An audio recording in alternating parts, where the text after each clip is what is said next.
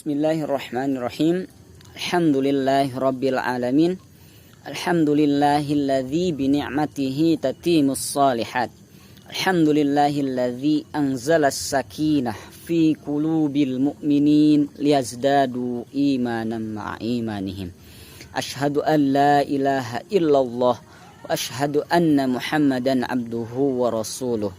Allahumma salli ala sayyidina Muhammad wa ala ali sayyidina Muhammad. A'udzu billahi minasyaitonir rajim.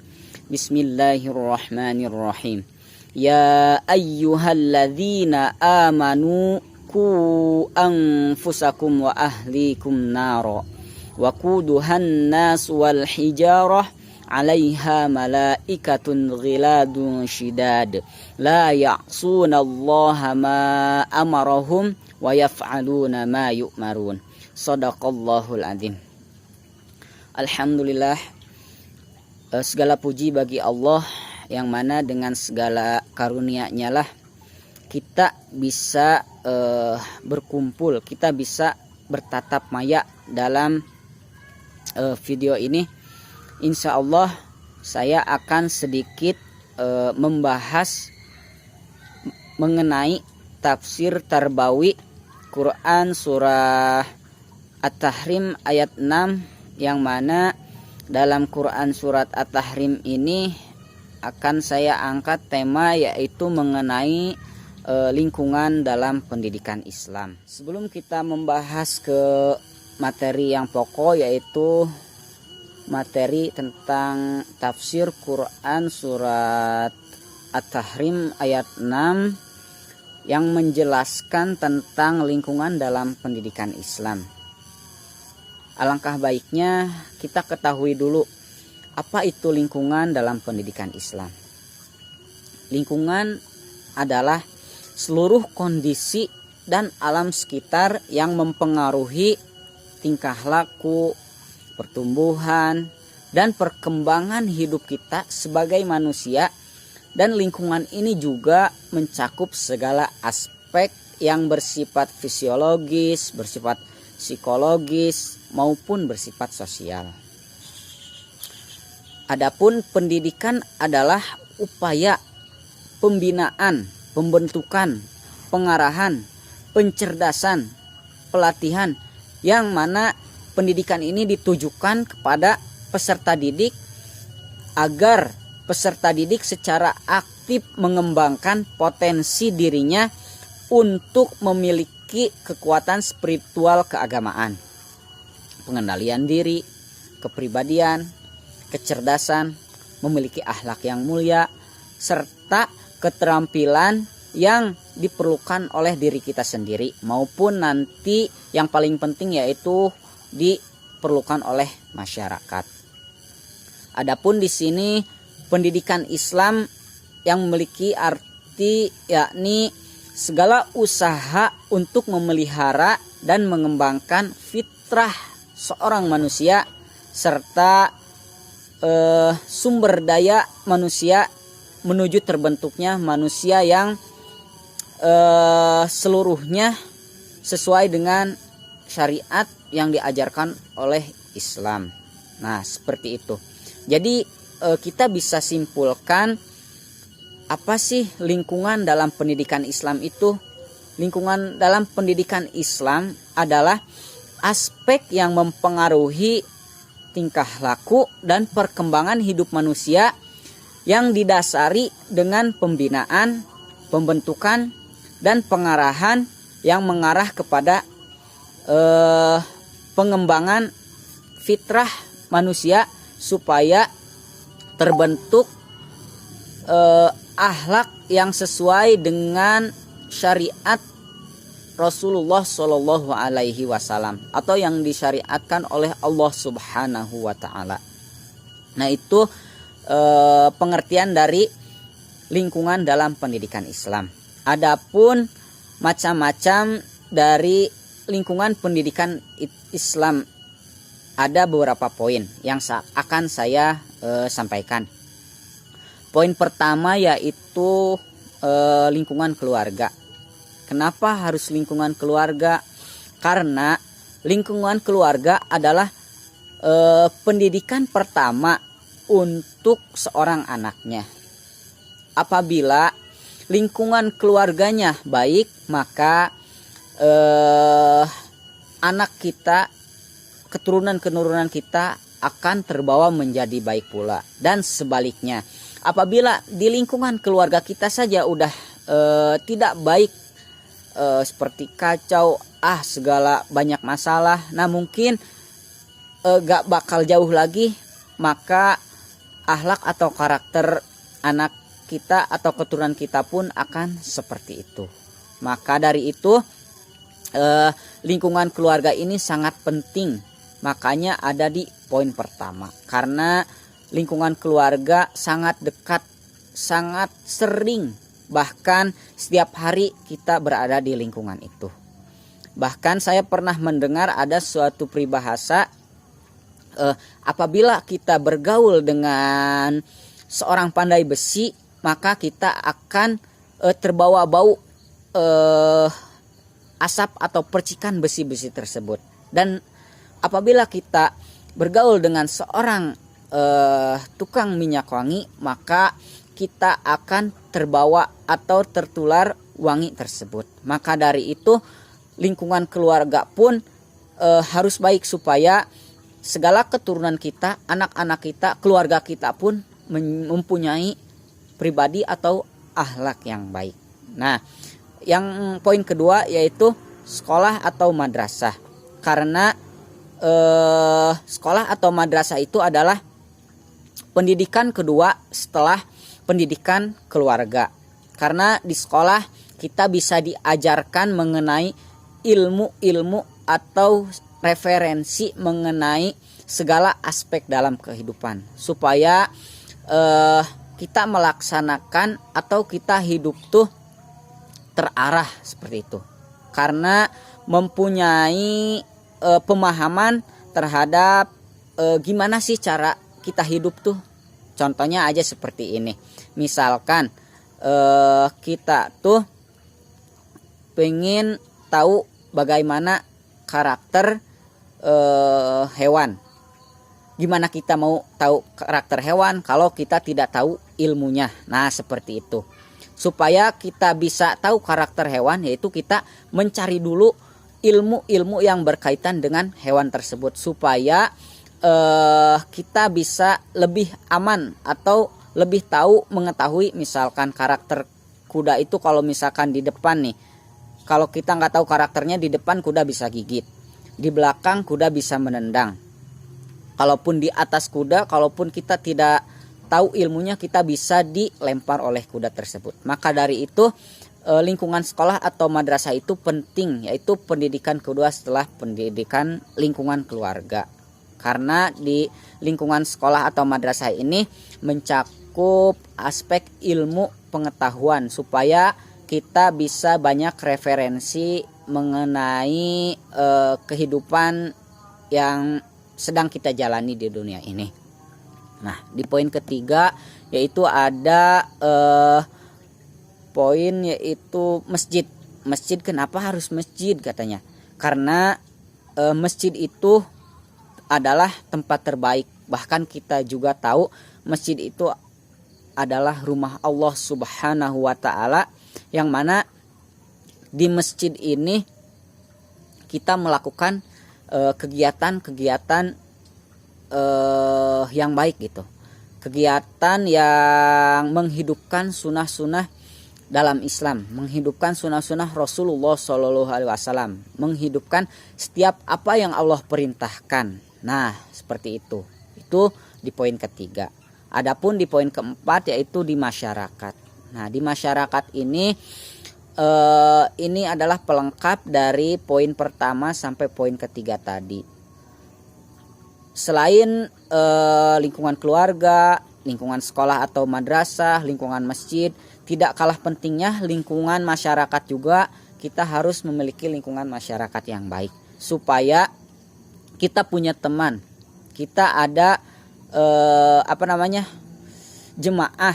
Kita harus berjemaah supaya lebih kuat dalam melaksanakan setiap perintah Allah Subhanahu wa taala, supaya kita lebih semangat dalam melaksanakan setiap apa yang Allah perintahkan.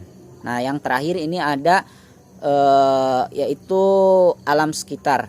Nah, di alam sekitar yang mungkin kita kan hidup di alam dunia ini. Maka dari itu lingkungan keluarga, lingkungan sekolah, masjid, lingkungan masyarakat itu akan kita laksanakan dalam alam sekitar ini, yaitu seperti kita hidup di dunia ini. Nah, adapun pembahasan yang selanjutnya, saya akan sedikit membahas mengenai tafsir Quran surat At-Tahrim ayat 6, yang mana dalam Quran surat At-Tahrim ini menjelaskan tentang lebih condong kepada pendidikan dalam lingkungan keluarga. Dalam ayat ini dijelaskan, sebelum itu maka mari saya bacakan dulu ayatnya supaya lebih afdol ya. A'udzubillahi minasyaitonirrajim. Bismillahirrahmanirrahim. Ya ayyuhalladzina amanu qu anfusakum wa ahlikum naro wa quduhan nas wal hijarah 'alaiha malaikatun ghiladun syidad la ya'sunallaha ma amarahum wa yaf'aluna ma yu'marun. Shadaqallahul azim. Yang mana artinya, ya ayyuhalladzina amanu, hai orang-orang yang beriman, ku anfusakum wa ahlikum naro, perihalalah dirimu dan keluargamu dari api neraka. Nah, di sini berkaitan dengan tadi, yaitu aspek lingkungan dalam keluarga, yaitu memelihara keluargamu dari api neraka. Nah, seperti itu. Next ke yang ininya, waquduhan nas wal hijarah, yang mana artinya yaitu yang bahan bakarnya adalah seorang manusia dan batu. 'Alaiha malaikatun ghiladun syidad, yang penjaganya adalah seorang malaikat yang kasar. La ya'suna ma amarahum wa yaf'aluna ma yu'marun, dan tidak mendurhakai Allah terhadap apa yang diperintahkannya kepada mereka, dan selalu mengerjakan apa yang diperintahkan Allah. Nah, ini berkaitan dengan yang dibahas tadi di awal, bahwasanya kita hidup di dunia ini tidaklah lain yakni amal ma'ruf nahi mungkar, yaitu melaksanakan setiap apa yang Allah perintahkan dan menjauhi setiap apa yang Allah larang. Saya mengutip dari salah satu tafsir yang disampaikan oleh Quraisy Shihab, bahwasanya dari Quran surat At-Tahrim ini ayat 6 yang saya bacakan tadi, yakni menggambarkan bahwasanya dakwah dan pendidikan itu harus bermula dari rumah, karena rumah itu adalah lingkungan terdekat kita. Kita harus menyelamatkan orang-orang terdekat dulu. Seperti kalau kita itu punya ayah, punya ibu, mungkin kita nanti punya istri, punya anak. Nah, itu orang-orang terdekat dulu. Dan di ayat tadi juga, walaupun secara redaksinya lebih menekankan kepada seorang ayah, yaitu seorang pemimpin, yang mana tadi di sana ada kata ku anfusakum wa ahlikum naro, peliharalah dirimu dan keluargamu dari api neraka. Nah, di sini ada kata keluargamu, berarti di sini tuh lebih condong kepada seorang ayah, itu kepada seorang pemimpin. Akan tetapi itu bukan hanya untuk lelaki saja gitu.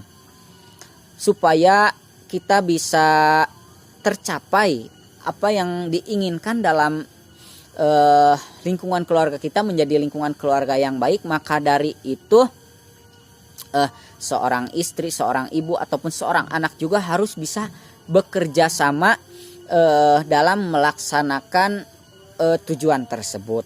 Sebagaimana ada ayat yang serupa juga, misalnya nih seperti ayat yang memerintahkan kita tentang berpuasa, yang juga ayat ini tertuju kepada seorang laki-laki dan perempuan. Nah, ini berarti kedua orang tua yang bertanggung jawab, sebagaimana masing-masing bertanggung jawab atas kelakuannya. Nah, supaya kita bisa mempertanggungjawabkan nanti semua di yaumil akhir, yaitu mempertanggungjawabkan segala perbuatan yang baik, yaitu dengan cara menciptakan keluarga yang baik. Itu keluarga sakinah, mawaddah, dan warahmah itu sendiri. Adapun ayah dan ibu itu sendiri tidak cukup untuk menciptakan suatu rumah tangga yang baik, akan tetapi seorang keluarga itu harus memiliki kemampuan atau memiliki pengetahuan tentang apa itu nilai-nilai dalam agama Islam, apa itu yang diperintahkan oleh Allah Subhanahu wa taala, apa itu yang dilarang oleh Allah Subhanahu wa taala, supaya kehidupan kita itu tidak terarah, tidak mengalir kayak air gitu. Kehidupan kita itu harus terarah. Kenapa saya contohkan tidak mengalir kayak air? Karena mengalir kayak air itu tidak tentu apakah kita akan mengalir ke tempat yang baik ataupun ke tempat yang buruk. Bisa jadi kita air itu mengalir ke tempat yang buruk, seperti ke got, ke tempat mungkin tempat pengumpulan tinja. Itu kan kalau kita hidup seperti air seperti itu kan itu tidak mungkin, itu tidak baik menurut saya. Lebih bagus lagi misalkan kalau si air ini mengalir ke tempat penampungan, yang mana tempat penampungan ini bersih, bisa dipakai wudhu, bisa dipakai buat ibadah. Nah, itu akan mengalir, kita akan terbawa oleh lingkungan tersebut.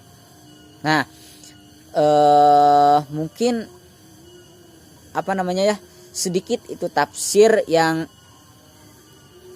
saya ambil, saya kutip dari yang disampaikan oleh tafsirnya Quraisy Shihab. Alhamdulillah, sekarang kita sudah sampai di penghujung, yakni tadi kita sudah mendengarkan atau saya tadi udah sampaikan mengenai lingkungan dalam pendidikan Islam, yang mana saya ambil